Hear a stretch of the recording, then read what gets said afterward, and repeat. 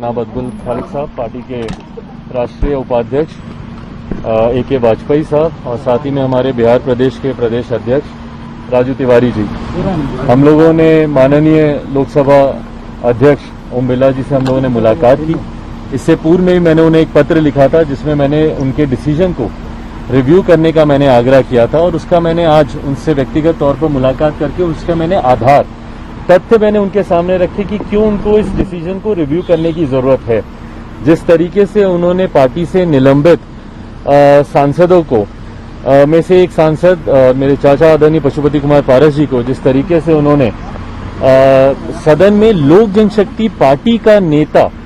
उन्होंने स्वीकृत किया है, ये गैर कानूनी है, ये गलत है। ये हमारी पार्टी का संविधान इस बात की इजाजत नहीं देता। हमारी पार्टी का संविधान, लोक जनशक्ति पार्टी का संविधान स्पष्ट रूप से इस बात को कहता है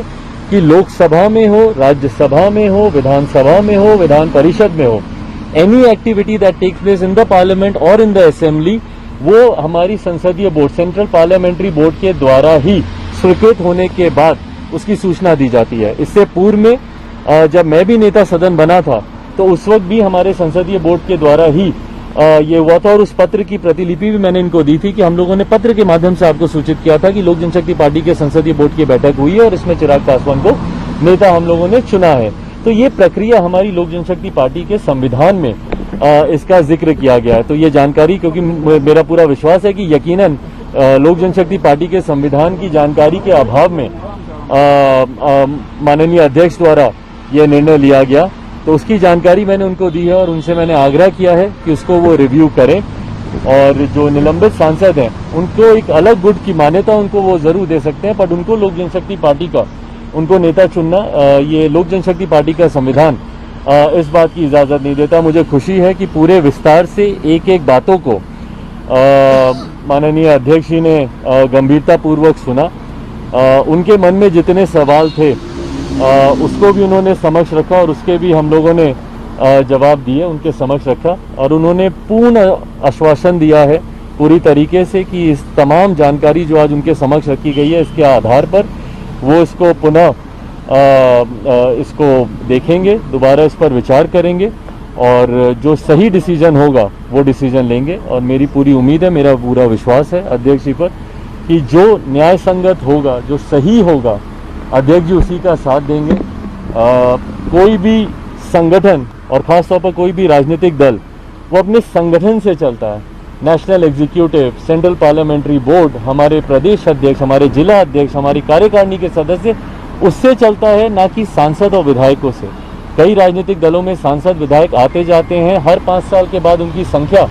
बढ़ती कम होती है, पर जो संगठन के लोग होते हैं वही पार्टी को चलाने में, आगे बढ़ाने में उनकी अहम भूमिका होती है। और इसीलिए कल मैंने राष्ट्रीय कार्यकारिणी की बैठक भी बुलाई है जिसमें तमाम हमारे मौजूदा जितने भी